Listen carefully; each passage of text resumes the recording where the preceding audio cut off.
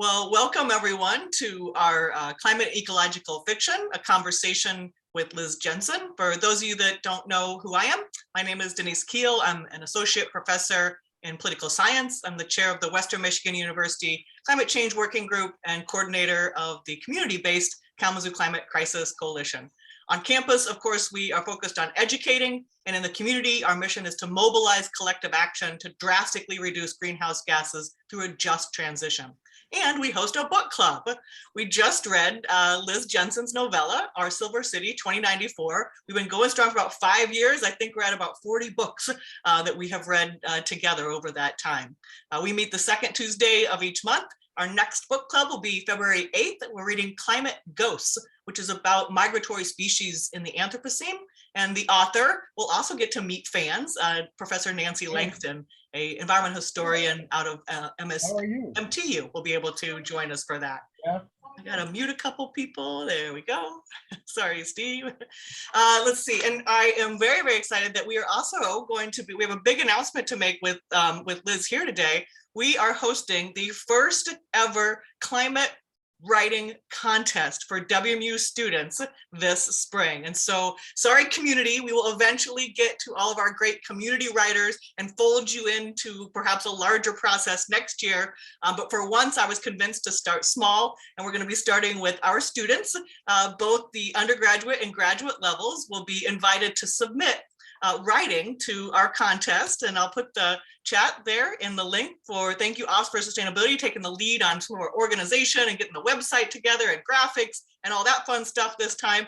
And Liz Jensen has agreed to be our celebrity judge. So we are very, very excited that she's not only going to spend some time with us today, but help us out with our inaugural writing contest. So our format today is pretty simple. I'm going to introduce, we have two conversation facilitators. I'm going to introduce those folks, and then we'll open it up to a conversation between those facilitators and Liz. They've got a bunch of great questions prepared for her. Put your questions in the chat as we go along, and we will save some time, about the last 10 minutes, to get to anything else that you might want to ask Liz today. So we have two facilitators here today with us. First, Western Michigan University's own Dr. Alan Webb, professor of English, a longtime member of the Climate Change Working Group, and a founding member of the Kalamazoo Climate Crisis Coalition. Alan's teaching includes courses on climate refugees, African-American literature, and cultural studies in climate change. He also combines his interests in education with his passion for addressing climate change, most notably culminating in his co-authored book on teaching climate change to adolescents, reading, writing, and making a difference. Welcome, Dr. Webb. Our other facilitator here today is Dr. Helen Mundler. She's an associate professor in English studies at the University of Paris, and her research is in the field of contemporary British literature. She's published critical books and a series of articles. She's actually been, many of you know Helen, she's been here in Kalamazoo 3 times in person, most recently as a Fulbright Scholar in 2019, where she shared her expertise with the working group in critical literary theory as applied to climate change and the Noah myth. She's a novelist too. She's published 2 novels, a few short stories, and had a play workshopped by the Council of Europe group. Since Helen quite literally wrote the book on Liz Jensen, in 2016, Dr. Mundler published The Other Worlds of Liz Jensen, a critical reading. I'm going to turn it over to Dr. Helen Mundler to introduce our special guest and lead this conversation with Liz Jensen. Helen, the floor is yours. Oh, thank you so much, Denise, and thank you very much indeed, Liz, for coming. We really do appreciate this. It's not often that we have someone of quite your status, and we're thrilled to have you. So just to explain who Liz is, she's the writer of 8 highly acclaimed literary novels, which have been translated into many languages. The last 2 of her full-length novels, The Rapture and The Uninvited, are the best known exemplars of her cli-fi, climate change fiction. These novels are often cited by critics and are considered to be part of the cli-fi canon. This isn't to say that the subject does not crop up elsewhere in her work. Her interest in the natural world, but also in the challenges of the Anthropocene, is very evident in pretty much everything she writes in one way or another. But Our Silver City 2094, the novella which came out last year and which we read together in the climate change working group, book group very recently, is very much concerned with climate change and can be considered her third piece of cli-fi per se. We'll talk about that a little in the course of the conversation. So I just wanted to say very quickly why I have this interest in Liz Jensen's writing. I loved her first for her writing, her very particular voice and style, her wit, her erudition, her uniqueness, and I became interested in cli-fi and questions surrounding climate change in general through her work. But what I love about her work is how unpredictable and unusual it is. It goes way beyond the usual tropes, and there's always an emphasis on character. She never falls into the trap of letting the disaster drive the novel at the expense of the characters. And textually, there's always a great deal going on. So as Denise kindly said, I gave talks on Liz Jensen's work at Western Michigan in 2015, 2017, 2019. I was working there on my book on rewritings of the Noah myth in contemporary cli-fi. The Noah myth is a sort of a shortened version of getting from creation to apocalypse via a disaster, and a lot of writers today work on that theme. Or rewrite that theme, if you like. Liz Jensen has done that several times in her oeuvre, once in the Rapture, but also in Ark Baby, and perhaps also a little bit in the Silver City, in our Silver City. So I just wanted to say lastly that I really love my time at Western Michigan and in Kalamazoo. I learned a great deal about climate change and about approaches to climate change from the interdisciplinary context. And so now I'm very pleased to be bringing Liz Jensen to Kalamazoo, at least virtually speaking, before I believe that the second time. And thank you so much to Denise, and thank you so much to Liz. And I think what we're going to do is sort of alternate questions between me and Alan. And we hope also that we're going to be able to bring in Dr. Todd Kushter from the English department. There he is, yes, who also has some questions. Is that right, Todd? So, okay, great, thank you. So I would suggest that I kick it off with a question which is sort of a little bit general on the theme of cli-fi. So the impact of cli-fi on the hearts and minds of the public is a very important part of it. It's said that cli-fi allows a forum for people to reflect on future possibilities in a changed world. Liz, could you talk about the importance of fiction in this regard, and perhaps also about Our Silver City 2094? Yes, I don't think I was aware of the term cli-fi when I started writing what's now called cli-fi. For me, it's a slightly awkward name because it doesn't include so much in its title, the ecological disaster that's upon us with the species extinction. We're facing the loss of 1 million species right now, and there'll be many more to come. So anyway, it's a useful name, I suppose, for the kind of fiction that I have been writing for the last couple of books, and again in Our Silver City. I think I came to it because I've always read a lot of science. I've always been very interested in science, and not being a scientist at all, but I was married to a scientist at one point and have had two sons who are both scientists, one a wildlife biologist and another a mechanical engineer. So I just sort of to keep up with them, and also because I was just genuinely very interested, I've just read a lot of science stories. And I think, you know, if you ask me where my ideas come from, they come from reading the newspapers or online stories. And, you know, we all gravitate to what we're most interested in. So I have consumed over the years a lot of stories, and I particularly like the quirky ones, the unusual ones, and the ones that answer the question, what if? Or ask the question, what if? Because all my fiction begins with a great big what if. And, you know, for all of you out there who are writing, I think that's always, with climate fiction, that's the place to go to first. What interests me? And then how can I apply the what if question to that particular subject? Okay, thank you very much. I think, sorry, do we have a little delay here? I think there's a delay in feedback. I'm gonna mute Liz just for a second, and just you'll have to unmute yourself just to see if that's what it is. Try now, Helen. Yeah, I think we had a little delay on the line, a little technical problem. I don't know why, but thank you so much for that answer, Liz. And I believe Alan wants to ask the next question. Now I'm unmuted.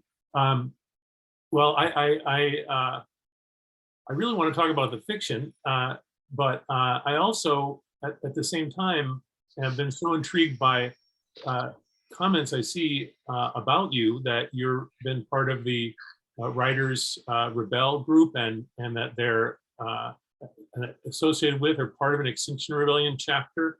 I helped start an Extinction Rebellion chapter here in Kalamazoo, and then I was in Cardiff last year, where I participated in a week of protest there with Extinction Rebellion. And when you pick up a newspaper, what you read about Extinction Rebellion is that people want to get arrested, and it's all about people getting arrested, which, of course, can make a big difference and can be important. It can be a way to make a difference and get media attention. But my experience of Extinction Rebellion, particularly in Great Britain, was such an interest in creative ways to respond to the climate crisis. And I'd just like to hear a little more about the activism side. And I know your son, who alas has passed on, but I know that he was very active in direct climate protests. Can you talk a little more about your experience of it, and this group of writers that have been part of it too? Yes, we started up in 2019 as a very small group of writers. There's a wonderful writer called Monique Ruffy, who I have known slightly and reviewed and really liked her books. And she put out a tweet one day, which I happened to catch. I'm not very much on Twitter, but I saw it, and she said, "Am I the only one out here who's a writer out here who's concerned about the climate emergency?" So I went back and said, "No, I am too." And then someone else, James Miller, wrote back as well. He's also a novelist, a sci-fi novelist. And so we decided to get together. We held a few Zooms. At the beginning, it was very much sort of geared to academia. They're both academics as well as novelists. And they were thinking, well, let's put together a great sci-fi reading list, or a reading list for students, so that we can start discussing this. And I wasn't an academic. I had been briefly, I'd worked for a while as a resident, writer in residence at Kingston University, but I didn't really feel that that was my thing. So I spoke to my son, Raphael, known in Extinction Rebellion as Iggy Fox, who was a very active young activist in Extinction Rebellion. I'd already attended a few Extinction Rebellion events, but wasn't sort of deeply in it at all. I'd done a bit of work on their newsletter, but hadn't been very involved. I live in Denmark, and most of it was happening in the UK. But he said right away, "I'm going to put you on to somebody who's a screenwriter, who is deep in Extinction Rebellion." They worked together in media and messaging in Extinction Rebellion, and that was Jessica Townsend, who then became another member of the group, and a very useful one, because she got us sort of, going to non-violent direct action meetings and, learning more about Extinction Rebellion. And we all thought, yes, this is what we want to do, because we didn't just want to do things from our desks. We wanted to be out on the streets. We wanted to be active, because the writer's life is such that you're very much cocooned in your own little world, and you're making things up and, imagining these other worlds and everything. And that can be very, very satisfying. But at the end of the day, you sometimes feel, well, what good is it doing? And we don't know what kind of good it's doing. We don't know if it's helping at all. I like to think it is, but sometimes that feels like a useful delusion. So we all wanted to get our hands a bit dirty. None of us actually wanted to get arrested, although some of us did then get arrested, not me. But there's a lot more to Extinction Rebellion than getting arrested. And what we did was, the first thing we did was we organised what we called the marathon, where we just got out our contacts lists and went for the big names first. And then there was a lot of silence to begin with. No one was really interested, but then some quite big names said yes. Naomi Alderman was one of them. and Ali Smith and Ramesh Gunasekara. And from then, the minute we had a few big names, so all the other people wanted to join, and actually we couldn't take on everyone who wanted to be part of it. But we ended up with 40 writers. It was in the middle of the Autumn Rebellion of 2019, in October 13th, 2019, and we had one, actually my son Raph had been part of the team that blocked off Trafalgar Square, and we occupied it. So he was there in the margins, running away from the police most of the time. But it was lovely to feel that we were both in the same movement together and doing things together. He passed away in February 2020, so almost 2 years ago now. Very unexpectedly, he was out running and he fell and he died. And it turned out to have been an undiagnosed heart defect, which he had, and maybe had had since birth. It's not clear. But that was, an absolutely terrible thing to happen. And I hate to sort of throw this at you, because I know it's like throwing a bomb into a room when you say, my son died. But I mention it because he was a great influence on me in getting Writers Rebel together and in continuing it. And we published some of his work as well. We published his defense statement that he was going to give for vandalizing the Brazilian embassy in London. He was due to stand trial at the time of his death, and he never got to see his day in court. But his spirit is very much with me. Because he was a part of that generation, like the students here today, who are going to be most impacted, far more than us, about the events that are going to happen. And I suppose I've always been much more interested in the future than I am in the present or the past. So this feels to me, Extinction Rebellion, to me feels like a very positive, very future-oriented movement.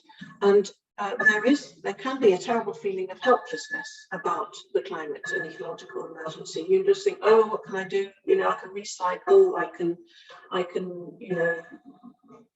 can click this link, I can do all sorts of small things. And they do feel small, but there's something about being in a group of people physically and marching and stopping something happening and making proper changes. And it's had a big impact in the UK, and I hope it will carry on having an impact. So I suppose for me as a writer, it doesn't make me feel less helpless, because there is nothing worse than feeling helpless and hopeless. And it's very, very easy to feel that way. And I didn't want to feel that way, especially after my son died. I wanted to feel that I could actually do something that might make a small bit of difference.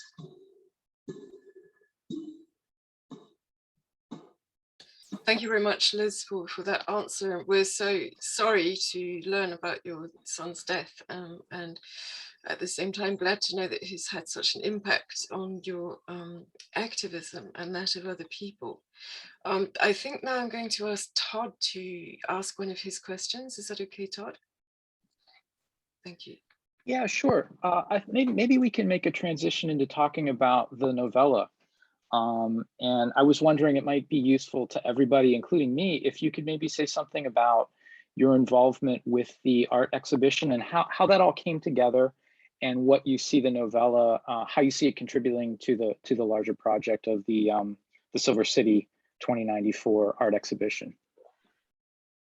Yes, well, it was actually just after that marathon in 2019 in London. I was in London at the time. I got a phone call from one of the curators of Nottingham, this particular exhibition at Nottingham Contemporary Art Museum, and he had read the Rapture and wanted to know if I'd be interested in taking part in a completely new kind of project, which combined 3 artists with a writer.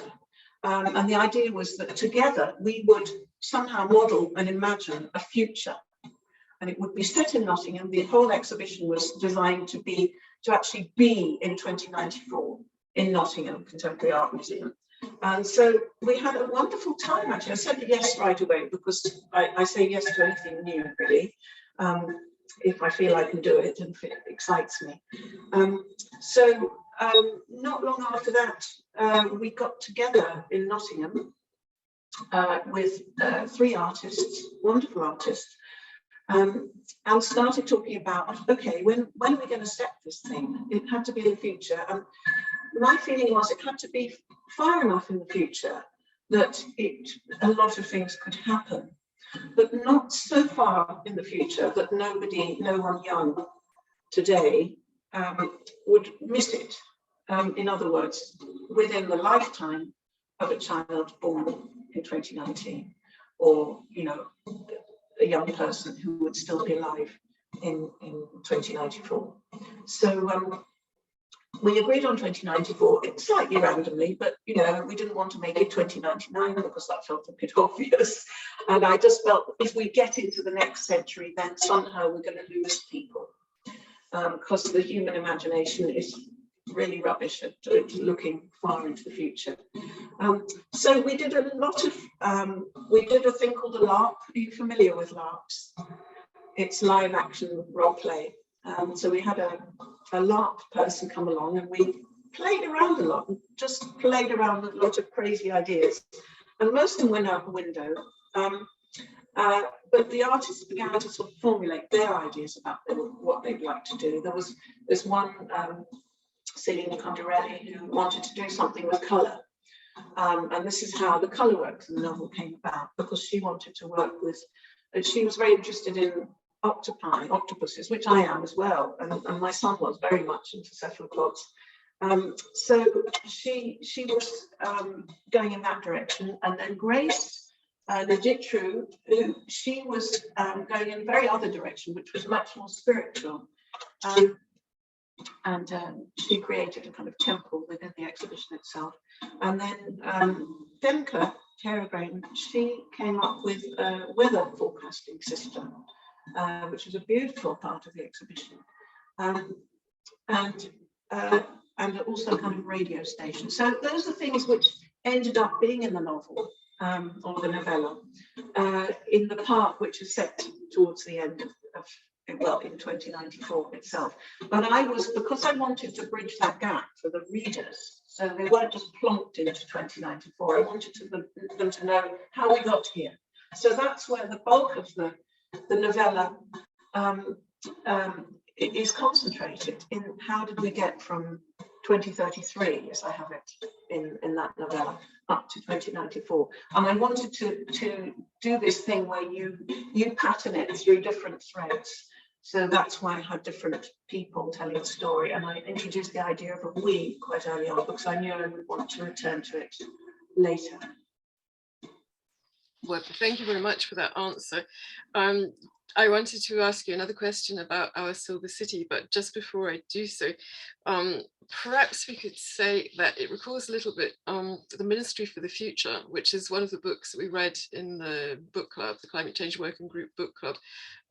But what struck me about it was that the Ministry for the Future is perhaps excessively long. And what I liked about Our Silver City is that it says, well, it doesn't say the same things, but it goes over some of the same themes, the vision for the future with such economy.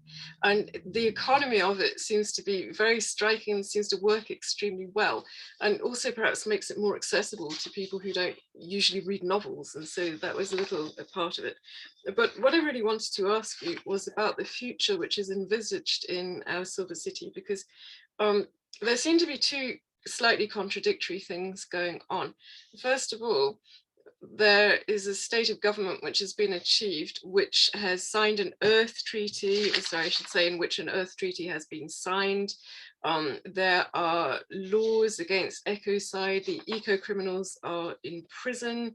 If you like, it's a sort of dream come true, because finally, we have a government which respects the earth and which has decided to put a stop to many of the practices which damage the earth and the environment. And yet, at the same time, it's quite a dark and threatening form of government, because if one thing, it's carried out by means of an algorithm, And then it has rather shady contractors like Threshold, which mistreat people and then make them carry out forced labor and separate families and so on and so forth. It's extremely dystopian. So I just wondered if you could talk perhaps about the contradiction between a green government, which everyone wants, and the fact that this green government goes disastrously wrong in a way, and it certainly doesn't lead to a sort of utopian future in which everything is okay. Could you perhaps talk about that a little bit?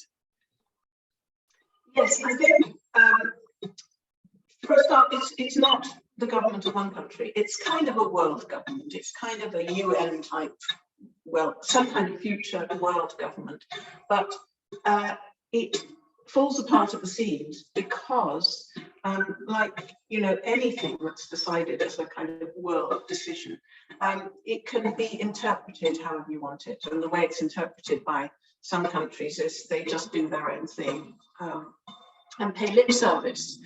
As we've seen with, you know, as we've seen with all the climate summits, people make all these promises and they pledge this and that, and then they just don't stick to it, and they kick the can down the road. So there's a sort of element of that. And I think the other thing is that I envisage that at some time there was some very, you know, noble decisions made, that some very important laws passed, like ecocide, which I still hope, you know, it's my dream that one day ecocide will be acknowledged as an international crime and people will be punished for it. Corporations will be punished for it. But I think it's unrealistic to write about a utopia, just as it's unrealistic to write about a flat-out dystopia. I think every utopia has the seeds of dystopia within it, and vice versa. So I think I was just trying to convey some of that nuance without going into too much detail about, I mean, you know, you say it was done with brevity. You know, another way of looking at that was I was skating over the detail of it because you know, I'm not a policymaker. I couldn't possibly work out how it might actually operate on the ground. But that's the beauty of fiction. You can throw out ideas and the readers will fill in the gaps. So I hope that those who read the novella will kind of think, yes, that's plausible. But yes, I would not, I don't think I would ever write the kind of novel where everything's perfect, because, well, no one does. There's no such thing as a proper utopian novel, because people would die of boredom. Nothing would happen. That's a very good point. Thank you very much for that illuminating answer. So I think Ellen wanted to ask another question which was connected with the future. Is that right, Ellen? Oh, Ellen, you just need to unmute. Okay, yeah, it works better with unmuted, sorry. As we talk about the climate crisis, and as we talk about trying to help people who are not yet so concerned about it to become more concerned and to become more engaged and active, I keep running up against an awful lot of people, an awful lot of research that seems to say that, well, don't scare people. Don't emphasize the worst case scenarios. Instead, show them, you know, that there's hope and that there's something that we can do, that they can personally do, that will make a difference. And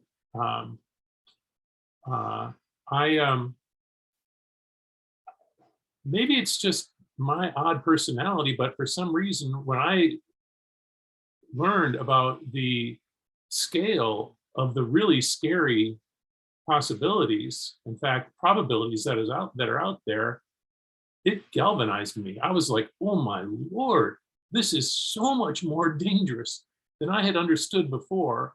And that really turned me and got me working and focusing on this with everything I had, you know? And so I find myself in a kind of a conundrum about this issue of telling the whole story, so to speak, or, you know, scaring people, and at the same time trying to engage them and get them to care. obviously to take political action as well as personal action. So how do you feel about that kind of a problem in terms of writing? I'll have to say that your novel, The Rapture, has an ending which fits with the scariest of the possibilities about the climate crisis. And yet other work of yours, including The Silver City, is not just so scare focused. So clearly you've thought about these things. Yes, I really wrestled with that one. I think what you said first about the message from well, it's usually the message from governments and corporations. Don't scare anyone. I mean, corporations have a vested interest in no one being scared, because they're the ones who are profiting from the situation we are currently in. Governments are scared of social unrest, and it's a very patronizing attitude. I think people are not stupid. If you look at how people reacted to COVID, we had this massive change in the way we lived, and people generally accepted it and were sensible and didn't panic and riot and loot and do all those things that governments are terrified of. There's a wonderful book called what's it called? It's by Rebecca Solnit, and it's got paradise in the title. Help me out if anyone knows it. But it's what she's done is she's looked through history, and she's looked at various catastrophes that have happened, some of them man-made, some of them natural disasters, and pointed out that what happens in a disaster is people behave really well. They help each other. They get together, communities mobilize, and a paradise built in hell. Thank you very much, Jeff. Anyway, I recommend it to everyone. It was very inspiring to me in what I've written in the last few years. So she made the point that people organize really well. And then what happens, as happened after Hurricane Katrina, then the authorities step in, the government steps in, and then immediately it becomes chaotic. It becomes, organized in a way that generally suits the authorities and the powers that be, rather than individual people. So I think there's a real lesson there in that we mustn't. No one must patronize ordinary people. I do think, there are the scary things that are happening. We can call them scary, or we can call them challenging, or we can call them, if you're a fiction writer, they can be quite exciting, I have to admit, in a terrible way. But I think there are parallels with what's been going on politically in the United States, for example. I mean, let's not pretend that fascism isn't just on the horizon. It is on the horizon, I think, in the United States. And there are plenty of people who say, oh, you're being alarmist. Well, there were plenty of people who probably said that when Hitler was on the rise. People kept thinking, oh, it can't be that bad. Oh, he's a good guy, and so on. So I'm sorry to sort of throw the political angle in, but I think there are parallels, yeah. So that's my answer. I don't know if I've answered all of your question. Was there a part I didn't answer? Ellen, do you want to add anything? You just need to unmute. Yeah, I think of this idea of not patronizing people is, and some confidence in people's ability to collaborate and work together to solve even the most difficult problems. That seems like a really important piece to think about in terms of how we address this climate crisis that's coming on. And as you say, the COVID crisis also. I know that when there are social crises, the first, what is the old expression? If the only tool you have is a hammer, everything looks like a nail. I mean, the first response of our government is militaristic, is sending in the army, sending in the police or whatever to control things, and that's often, as you say, likely to cause greater chaos in some sense, and a kind of climate and a kind of fascistic response.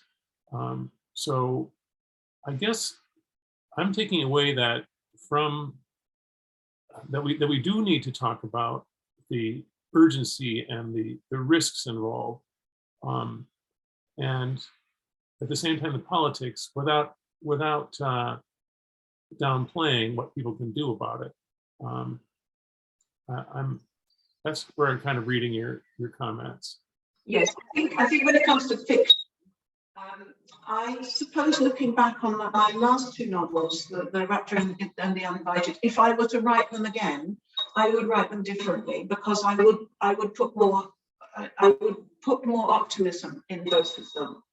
I would reflect more what I've come to feel more in the years since I wrote those books about community cooperation and community action and the good intentions of most people. I've really come to believe in that more and more. I think people often aren't deliberately obstructed. They aren't deliberately burning carbon. They just don't think about it. I think, it's important to make people aware of what we know about climate in a way that doesn't make them feel threatened. And we've all had the conversation, I'm sure, where we raise the subject of climate, people really don't want to talk about it, but their first reaction is very defensive. They'll say, well, I recycle my bottles, or I haven't driven a car since 1962, or, whatever it is they say, and I hardly fly anymore. And actually, it's not really about what they do or don't do. It's about what governments do or don't do. Governments don't tax aviation fuel, so it's cheaper to fly than to go by train. And now that's, that would be a very, very simple thing to fix, but there is no interest in fixing that. The first thing that the British government did when COVID came along and the airlines were in trouble was to bail them out. There is a lot of vested interest in the status quo remaining. I mean, we've all heard about, we just want to get back to normal. But actually, a poll in the UK showed during COVID that most people did not want to go back to normal. And I don't know why that wasn't a bigger story. To me, it was the biggest story of the year. Most people, when they were questioned, did not want to go back to normal. They sensed in their blood that something had been going wrong and that this might be an opportunity to fix it. Well, thank you. That was another extremely interesting answer, Liz. And if I could just bounce back to this this question of optimism or pessimism for the future. One of the things that I found really striking in Our Silver City is the chapter about Mother Moon and what really comes down to deliberate depopulation. That is to say that in Our Silver City, these governments, which I understand you are saying are corrupt governments who only pay lip service to the things they profess, or these government contractors anyway, try to encourage people who are considered not to be useful to society to commit suicide, and therefore, if you like, leave a place to someone who is more useful to this new society, which is having to be set up after the plastic bacteria which destroys civilization. Now, depopulation is a very emotive subject, but it's something that came up in The Uninvited, your last novel, where there's one character who advocates for it, who advocates for allowing the human race to go extinct. The reason I'm asking about this is because it's something that comes up again and again with my students. They tend to say, and they tend to say it without me raising the subject, that given the way things are going, they think they won't bother having children, or they think that they'd better not have children. And this subject tends to come up, and one of them will say it, and then someone will disagree, but in general, this seems to be a prevailing sentiment. So I wondered if you could perhaps react to that, either by talking about your novel and how it was that you came to write this very, very striking chapter about Mother Moon, the supposed therapist who actually tries to get people to off themselves, or whether you'd like to talk about the possible extinction of the human race, or even the voluntary extinction of the human race in the future.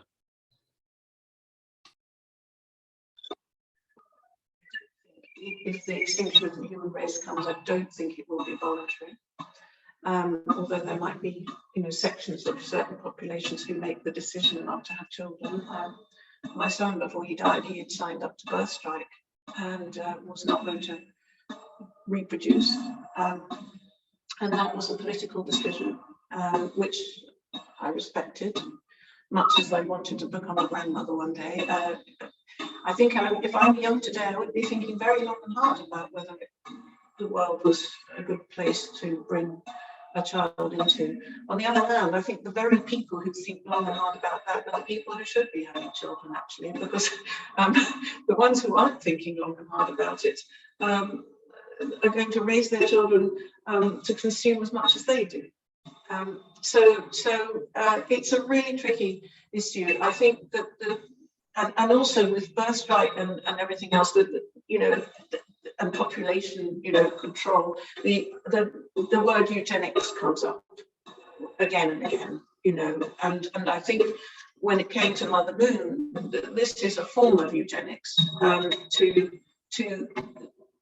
create an atmosphere or a mood or a cult in which vulnerable people are persuaded that they are doing something mighty by eradicating themselves, by removing themselves from the equation.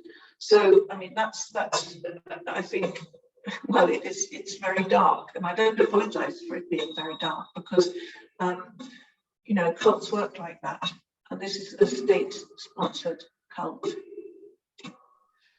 Yes, thank you for your answer. I couldn't agree more that I think the darkness definitely works. I mean, to me, that was, if you like, well, favorite is a bit ridiculous, but it was the chapter that stayed with me the most, if you like. And the other chapter that stayed with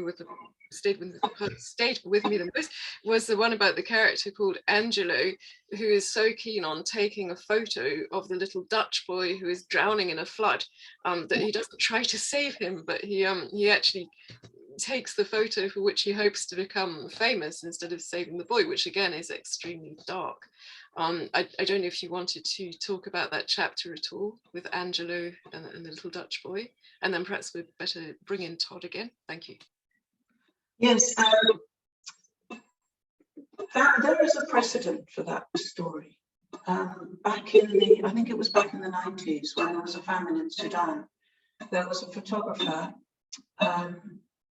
whose name I think was, I can't remember his name, Carter was his surname.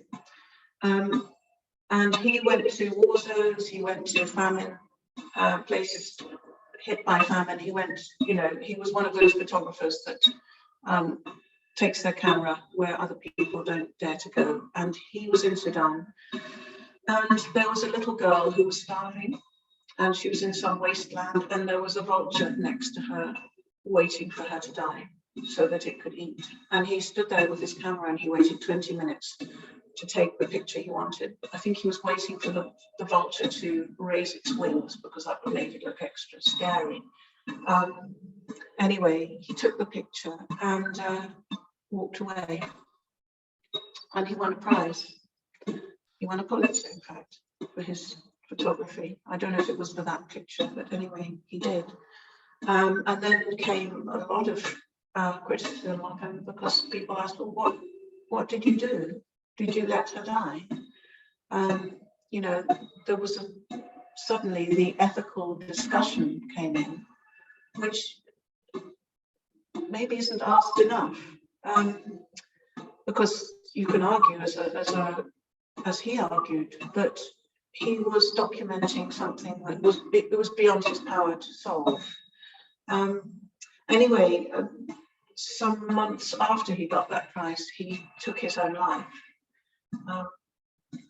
And at the time that I wrote that story, the journal for that story was started many, many years ago. And I hadn't been aware of that story, but I was discussing it with someone who said, oh, there was that photographer. So I looked him up. So yeah, these things unfortunately happen. So I wasn't even making up a character who would do that, because there are characters who would do that. And we don't know what we might do if we were in that situation. That's why I used a first person narrator. I wanted to get into the mind of someone who would do that and feel quite indignant in the immediate aftermath about, the criticism that was leveled at him. But then as we follow him and we meet him later on in Nottingham, we realize that he has a deep sense of shame, but it's taken him a long time to get to that point. And it's also, I think, making the point that people do change over time. We all change enormously over time. Does anyone know the work of Klausgaard, the Norwegian memoirist who's written like 7 volumes called My Struggle? But he says in one of them that we should have different names for each decade of our lives. That's how different we are in each decade of our lives. And I think it's certainly true for me. I don't know if it's true for you. Maybe it's not true for the younger people on this Zoom, but the older you get, the more you realize you change dramatically enough that you might as well have a different name. Well, thank you. That was a very interesting answer. And it's also interesting that in Our Silver City, Angelo gets a measure of peace and redemption. It's a way of saving him, I suppose, from the real life photographer who ended his life so tragically. So thank you for that answer. Can I just ask Todd and Alan if you would like to come back in? Would either of you like to ask another question? Maybe Todd first and then Alan?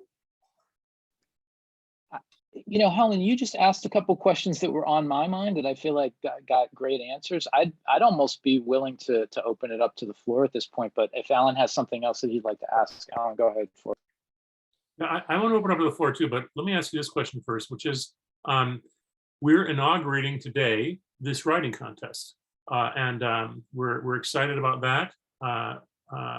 Richard Katrovas, who's in the group here, is a very fine writer in my department, who's helping us, holding our hand as we try to figure out how to put together the writing contest, as are some of our graduate students. I think Naima is here also. And I guess we're asking undergraduate and graduate students to write something that can connect to the climate crisis. I think that Richard coined it as something like, the heart's weather is impacted by the climate in some sense. So it's a personal dimension of the climate experience or whatever. But what, do you have any advice or suggestions to a student who might engage in writing something to think about themselves or the heart and the climate together? Well, what I said earlier about think about what if, what I also said earlier about write about something that interests you. It sounds obvious, but with no interest in the writer, there's no interest in the reader. The other thing I would say is, I remember when I first started thinking about writing about all this, I thought they're so big. Climate is so huge, we can't even see it, and it's different everywhere in the world. So I think it's really important to stay sort of small and local, if that helps you.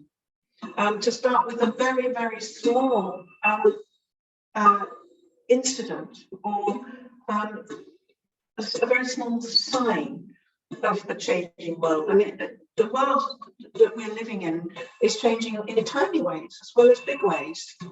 I noticed the lack of insects. I remember when I was a child, and the older people here will remember it too. You would be in a car driving somewhere, and the windscreen would be splattered with insects, absolutely splattered with insects. It's been years since I've had an insect on my windscreen. So things like that, I think, I would say start small and start with your own interests. Start with whatever gets you going. And climate can be the backdrop. It doesn't have to be the central theme.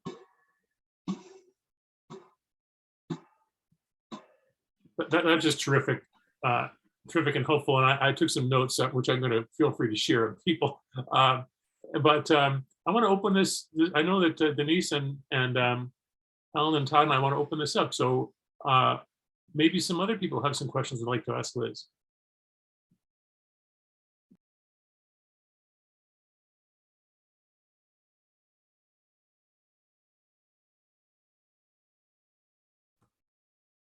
If I may go.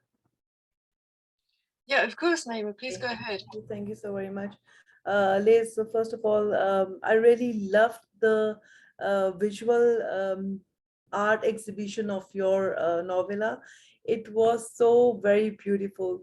But as being a writer, did you find it overwhelming that other people are also working on your work, and what if what they are going to perceive is going to be very much different from what you have perceived? Because in 2018 I had written a short anthology of short stories, and I had engaged some painters from all over the world, and I had given them my stories, and they had painted my scenes from the stories. And to some extent it was like, I'm an amateur writer, so for me it was like, God, I couldn't imagine this particular scene happening this way, the way the painter has done. So was it overwhelming for you, or were you all welcoming that it's all good, whatever different perspectives the artists were bringing to your work? Liz, I think you just need to unmute. Yeah, the way that exhibition came together, it was more like they weren't reflecting on my work. I was reflecting more on their work. Or we worked in such a way that we didn't really know what the others were doing. I had a vague idea, but I didn't actually, until I saw the exhibition, get a proper idea of what the others were doing. So we had a few conversations, individually, and I got a better grasp. And then I ran the book past, in draft stage, I ran it past the artists, and they added a few things or altered a few things. So it was a kind of collaboration between four people who are radically different from each other. And I didn't know it was going to come together in the way it did, but it really did come together. And that's, thanks to the curators as well, who just sort of steered it. I think working in a group, I'm not used to working in a group. But it's kind of like herding cats, where people who create have their own very sort of fixed ideas. And I was very worried at one point that, this is a world with no plastic. And yet one of the artists' work was pretty much made of plastic. So we just came to this kind of agreement that, well, we wouldn't call it plastic, or it wouldn't be referred to as plastic if I wrote about it in the novella.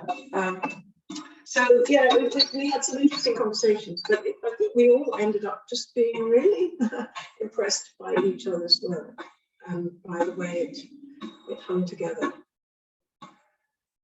So I don't know if that answers your question. Yeah, it did. And there's one thing, being climate activists makes us at the same time very, very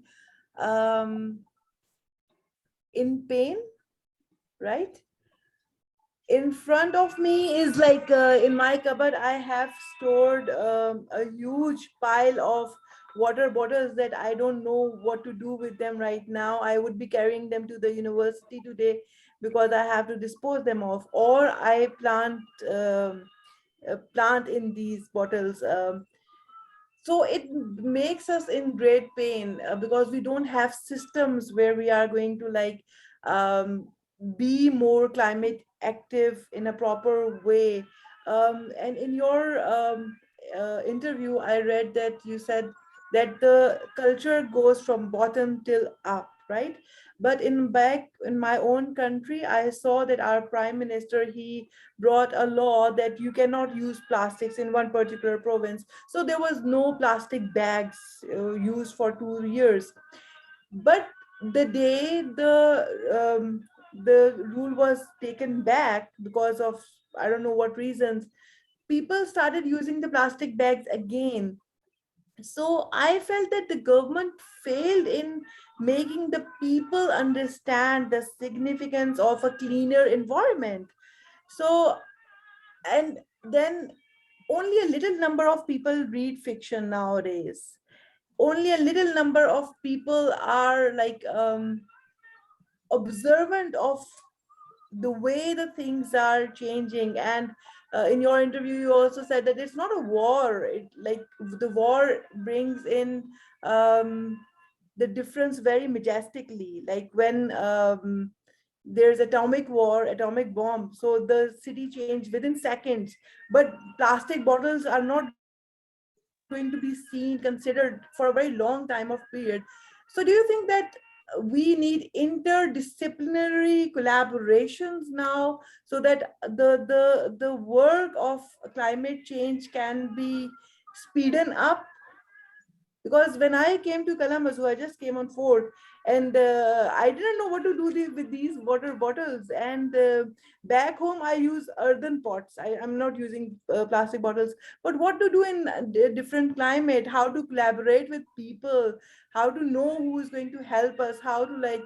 I had a roof garden in my house in Pakistan, a roof garden all made up of plastic bottles, but what to do over here, how to collaborate. So I feel that I would ask you, like, how can different disciplines be collaborating for a speedy change, for a speedy recovery back towards sort of a non-plastic or a recycling plastic?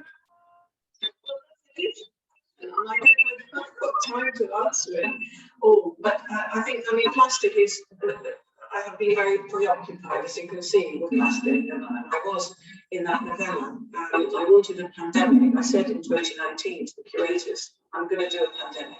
That was the one thing I insisted on. And I wanted it to be plastic, because I knew that that was a very quick way of bringing down civilization. I thought it through quite hard. But I think the plastic that exists, and I think this was fascinating in India and also Pakistan, I think, when they banned plastic, plastic bags. Fantastic. Why repeal that then? You know, totally unnecessary. And people do the easiest thing very often. But I think in the West, plastic bottles are everywhere. There was, when I was young, no one bought bottles of water. You just drank from the tap if you were thirsty. But now it's almost, no one can go around without a bottle of water. It doesn't have to be a plastic bottle. You can have simply a metal bottle and go around with that, and a lot of people do. It sounds like a tiny thing, but actually a lot of people do. It's a really big thing. I've seen also wonderful images of houses built from plastic bottles filled with sand. And they can be used as bricks. I mean, there are all sorts. I think when it comes to the interdisciplinary nature of what can be done, I think if you get a lot of different people together, material scientists, writers, artists, musicians, whatever, and you get them in a room and you get them to brainstorm one issue, all sorts of exciting ideas will come out of it. So I'm a great believer I love brainstorming. I'm a great believer in brainstorming across the disciplines. I hope that answers your question.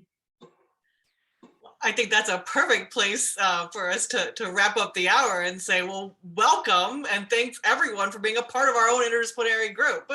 Liz, we will now consider you a colleague in what is now International Climate Change Working Group, thanks to people like Helen and Alan working on that component. Any final remarks, Helen, Alan, Todd? Thank you for leading a facilitated great discussion there. Well, really, I'd just like to thank you, Liz, for that. It really was a great discussion. It was extremely interesting and brought insights that we would never have had otherwise. And I'd also like to thank you, Denise, for having us, and Alan and Todd with your remarks. And those who contributed to the discussion, either directly or in the chat, thank you to all of you. Well, thank you, Liz. We always give rounds of applause, even virtually here. We're so honored to host you on behalf of Western Michigan University. We're going to get to have you back.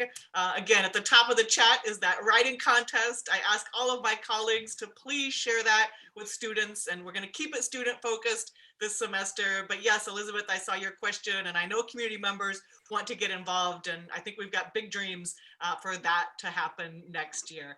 Again, our next book club, I'll throw it in the title here, it'll be February 8th with Nancy Langston on climate ghosts, and we'll be hosting an author meets fan situation there too. So I love it when we can combine what we're reading with the scholars who are writing and working on this area in our interdisciplinary work. And again, just thank you so much, Liz. We will be in touch on a fabulous writing contest. Bye, everyone. Thanks a lot. you. Bye.